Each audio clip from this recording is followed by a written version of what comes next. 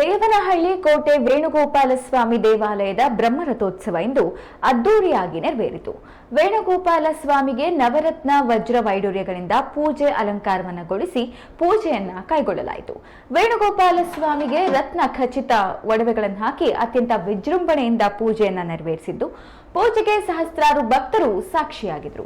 ವೇಣುಗೋಪಾಲ ಸ್ವಾಮಿಗೆ ದೇವನಹಳ್ಳಿ ತಾಲೂಕು ಕಚೇರಿಯ ಖಜಾನೆಯಿಂದ ಬಿಗಿ ಪೊಲೀಸ್ ಬಂದೋಬಸ್ತ್ನಲ್ಲಿ ವಜ್ರ ವೈಡೂರ್ಯವನ್ನ ರವಾನಿಸಲಾಯಿತು. ತಾಲೂಕು ತಹಸೀಲ್ದಾರ್ ಬಾಲಕೃಷ್ಣ ಹಾಗೂ ದೇವಾಲಯ ಆಡಳಿತ ಮಂಡಳಿ ಇದಕ್ಕೆ ಸಾಥ್ ನೀಡಿದ್ರು. ನಂತರ ಸಚಿವ ಕೆ.ಎಸ್. ಮುನಿಯಪ್ಪ ಹಾಗೂ ಗಣ್ಯರಿಂದ ವೇಣುಗೋಪಾಲ ಸ್ವಾಮಿ ರಥೋತ್ಸವಕ್ಕೆ ಚಾಲನೆ ದೊರೆತಿದ್ದು, ಬೆಂಗಳೂರು ಗ್ರಾಮಾಂತರ ದೇವನಹಳ್ಳಿ ಪಟ್ಟಣದ ಕೋಟೆ ವೇಣುಗೋಪಾಲ ಸ್ವಾಮಿ ದೇವಾಲಯ ಇದಾಗಿದೆ.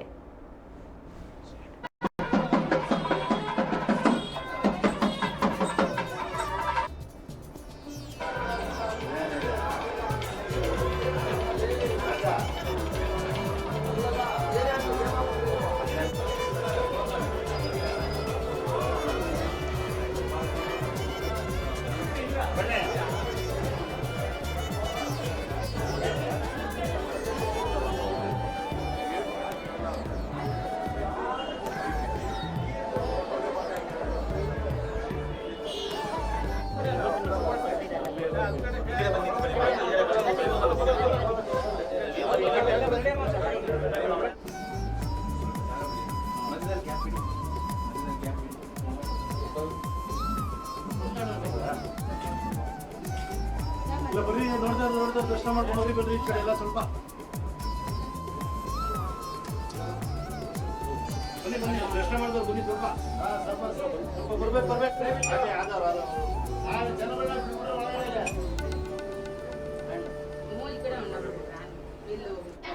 ಕೈ ಮುಖ ಬಂದ್ಬಿಡಿ, ಜನ ರಶ್ ಆಗ್ತಾರೆ. ಬನ್ನಿ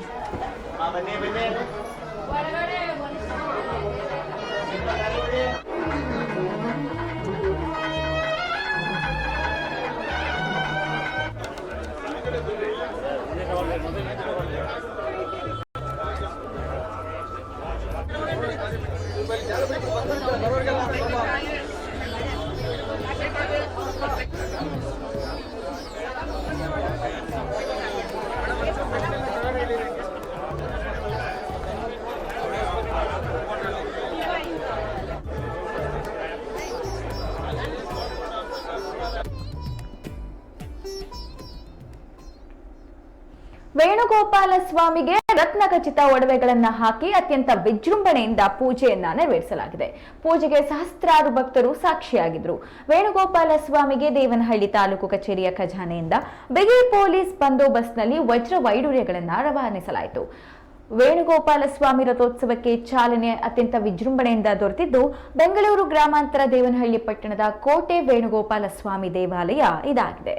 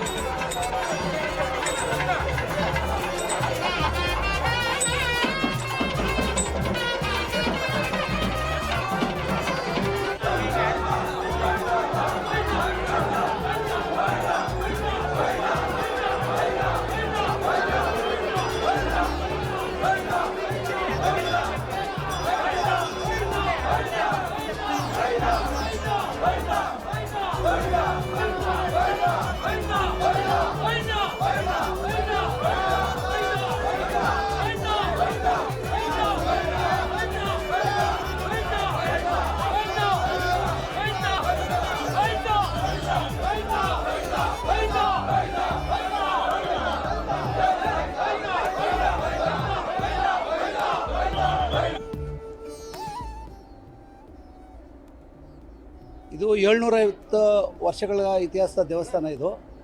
ಇದು ಪ್ರತಿ ವರ್ಷದಂತೆ ಬ್ರಹ್ಮರಥೋತ್ಸವವನ್ನು ಆಚರಣೆ ಮಾಡ್ತಾಯಿದ್ವಿ ತಾಲೂಕು ಆಡಳಿತ ವತಿಯಿಂದ. ಮತ್ತು ಇಲ್ಲಿ ಯಾದವ ಕುಲ ಬಾಂಧವರು ಮತ್ತು ದೇವನಹಳ್ಳಿ ಟೌನ್ನ ಎಲ್ಲ ಸಾರ್ವಜನಿಕರು ಸೇರಿ ಅದ್ದೂರಿಯಾಗಿ ಆಚರಣೆ ಮಾಡ್ತಾಯಿದ್ದಾರೆ.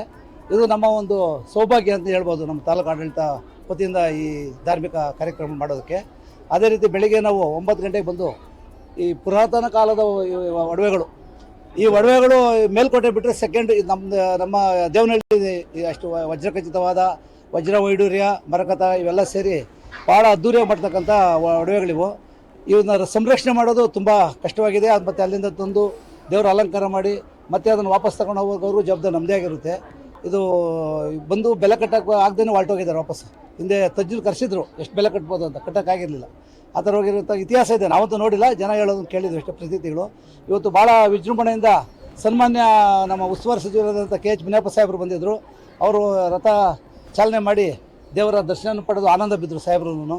ಅದೇ ರೀತಿ ನಮ್ಮೆಲ್ಲ ವಿವಿಧ ಸಾರ್ವಜನಿಕರುಗಳು, ಮುಖಂಡರುಗಳು, ಯಾದವ ಕುಲ ಸಮಿತಿಯ ಅಧ್ಯಕ್ಷರುಗಳು, ಉಪಾಧ್ಯಕ್ಷರು ಮತ್ತು ಸದಸ್ಯರುಗಳು, ದೇವನಹಳ್ಳಿ ಟೌನ್ನ ಎಲ್ಲ ಇವರು ಸಾರ್ವಜನಿಕರು ಸೇರಿ ಇವತ್ತು ತುಂಬ ಅದ್ದೂರಿಯಾಗಿ ಕಾರ್ಯಕ್ರಮ ಮಾಡ್ತಾ ಇರೋದು ಅದು ನನ್ನ ಸುಯೋಗ ಅಂತ ಹೇಳ್ಬೋದು. ಇದು ನನ್ನ ಕಡೆಯ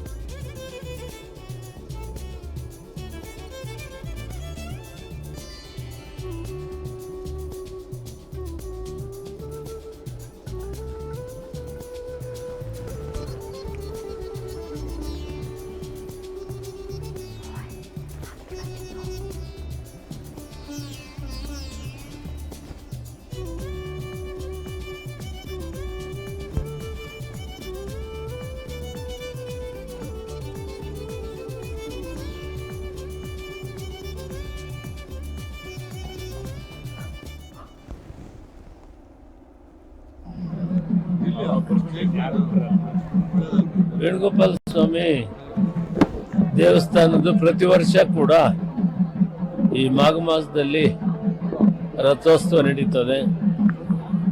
ಸಾವಿರಾರು ಜನ ಇದರಲ್ಲಿ ಭಾಗವಹಿಸ್ತಾರೆ. ಸುಮಾರು 700-800 ವರ್ಷದಿಂದ ಈ ಕಾರ್ಯಕ್ರಮ ನಡೀತಾ ಇದೆ. ಕೆಂಪೇಗೌಡರ ವಂಶದವರು ಈ ದೇವಸ್ಥಾನವನ್ನು ಸ್ಥಾಪನೆ ಮಾಡಿದರು. ವೇಣುಗೋಪಾಲ ಸ್ವಾಮಿ ಮತ್ತು ಈ ಇಡೀ ಜಿಲ್ಲೆಯೆಲ್ಲ ರಾಜ್ಯಕ್ಕೆ ಒಂದು ಆಶೀರ್ವಾದ ಇರಲಿ. ಈ ವರ್ಷ ಒಳ್ಳೆ ಮಳೆ ಬೆಳೆ ಆಗಲಿ, ಎಲ್ಲರೂ ಸಮೃದ್ಧಿಯಾಗಿರಲಿ, ನೆಮ್ಮದಿಯಾಗಿರಲಿ. ಆ ಶಕ್ತಿಯನ್ನು ವೇಣುಗೋಪಾಲ ಸ್ವಾಮಿ ಅವರು ಕೊಡಲಿ ಅಂತೇಳಿ, ಆ ತಾಯಂದರು ಕೂಡ ಕೊಡಲಿ ಅಂತ ದೇವರನ್ನ ಪ್ರಾರ್ಥನೆ ಮಾಡ್ತಾರೆ. ದೇವಸ್ಥಾನ ಅಭಿವೃದ್ಧಿಗೆ ಏನು ಚೀಫ್ ಆಫೀಸರ್ ಅಥವಾ ತಹಸೀಲ್ದಾರ್ ಇದ್ದಾರೆ, ಅದಕ್ಕೇನು ಬೇಕಾಗ್ತದೆ ಅಭಿವೃದ್ಧಿಗೆ ಅಂದರೆ ಅದನ್ನು ಮಾಡೋದಕ್ಕೆ ಸರ್ಕಾರ ತಯಾರಿದೆ. ಇದು ಎಂಡೋಮೆಂಟ್ ಕಮಿಷನ್ ಕೆಳಗಡೆ ಬರ್ತದೆ, ಮುಜರಾಯಿ. ಇದರ ಅಭಿವೃದ್ಧಿಗೆ ಸರ್ಕಾರ ಬದ್ಧವಾಗಿರ್ತದೆ. ಸನ್ಮಾನ್ಯ ರಾಮಲಿಂಗಾರೆಡ್ಡಿಯವರು ಮಂತ್ರಿಗಳಿದ್ದಾರೆ ಮುಜರಾಯಿಗೆ. ಮಾನ್ಯ ಮುಖ್ಯಮಂತ್ರಿಗಳು ಸಿದ್ದರಾಮಯ್ಯನವರು, deputy chief minister DK Shivakumar. ನಾನು ಈ ಕ್ಷೇತ್ರದ ಪ್ರತಿನಿಧಿಯಾಗಿ ಇಲ್ಲಿ ಸರ್ವತೋಮುಖ ಅಭಿವೃದ್ಧಿಗೆ ಸಾಕಾಗುವ ಎಲ್ಲ ಅನುಕೂಲಗಳನ್ನು ಕೂಡ ಮಾಡೋಣ. ಇತಿಹಾಸದ ಅಂತ ದೇವಸ್ಥಾನ ಇದು. ಹಲವಾರು ವರ್ಷಗಳಿಂದ ನಡ್ಕೊಂಡ್ ಬರ್ತಾ ಇದೆ ಬ್ರಹ್ಮರಥೋತ್ಸವ. ಇದು 2 ದಿನಗಳ ಕಾಲ ನಡೆಯುತ್ತೆ. ಇವತ್ತು ತೇರಿಳಿತ, ನಾಳೆ ನೀರು ಬಜಿಗೆ ಪಾನಕಗಳೆಲ್ಲ ವಿತರಣೆ ಇರುತ್ತೆ. ಇದು ಬಿಟ್ರೆ ಮೇಲ್ಕೋಟೆ ಮತ್ತೆ ದೇವನಹಳ್ಳಿ ಎಲ್ಲ ತುಂಬಾ ಅಲ್ಲಿ ಯಾವ ರೀತಿ ಮಾಡ್ತಾರೆ ಇಲ್ಲೂ ಅದೇ ರೀತಿ ಮಾಡ್ತಾರೆ. ದೇವರ ಆಭರಣಗಳಾಗಿರ್ಬೋದು, ದೇವ್ರದ್ದು ಒಂದು ಪೂಜೆಗಳಾಗಿರ್ಬೋದು ತುಂಬಾ ಚೆನ್ನಾಗಿ ಮಾಡ್ತಾರೆ. ಅದೇ ತರ ಗೋಪಾಲ ಸ್ವಾಮಿ ಅಂದ್ರೆ ದೇವನಹಳ್ಳಿಗೆ ಹೈಲೈಟು. ಹಾಗಾಗಿ ರಥೋತ್ಸವ ಸಹ ತುಂಬಾ ವಿಜೃಂಭಣೆಯಿಂದ ಮಾಡ್ತಾರೆ. ಹೌದು ಸರ್, 3 ತರ ಇದೆ. ಇದು ಮೇಲ್ಕೋಟೆಯಲ್ಲಿ ಏನಿದೆಯೋ ಡೈಮಂಡ್ದು, ವಜ್ರದ್ದೆಲ್ಲ ಅದೇ ತರನು ಇಲ್ಲೂ ಇದೆ. ತುಂಬಾನೇ ಚೆನ್ನಾಗಿ ಮಾಡ್ತಾರೆ.